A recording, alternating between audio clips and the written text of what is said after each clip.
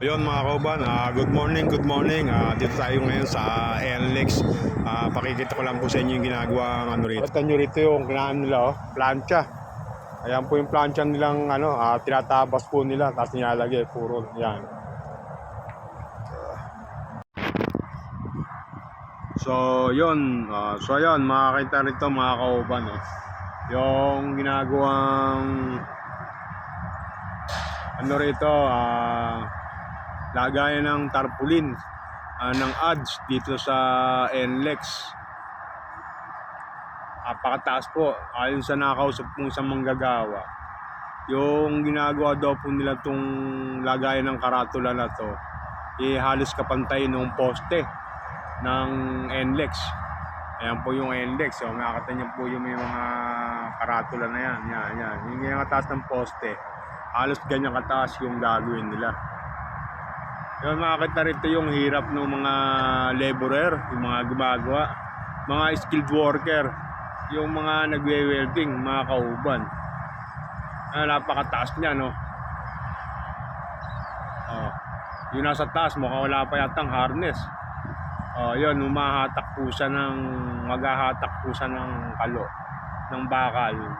Parang may gamit siya ng parang kalo, ayan, no? Tapos yung isa na yun, makakita rito, nagpipintura. Tapos yung dalawa na yon, makakita rito, ayan, nag-uumang sila ng bakal para iakyat doon sa may itaas. Napakahirap ng trabaho na ito mga kauban. Ito, matagal ko na ito nakikita dito to. Nung una, hukay lang, hinukay ng mga ng bako. Tapos ngayon, poste na.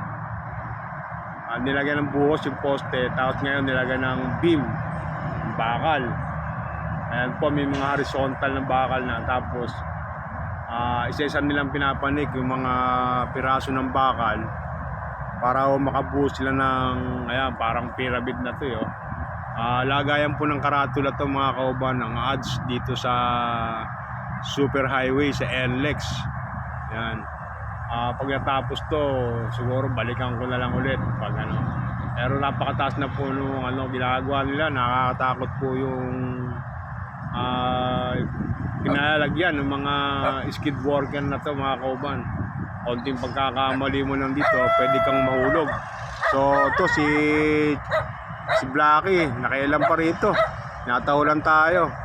Yun, hanggang dito na lang. Babay na mga subscriber. God bless, ingat po tayong lahat.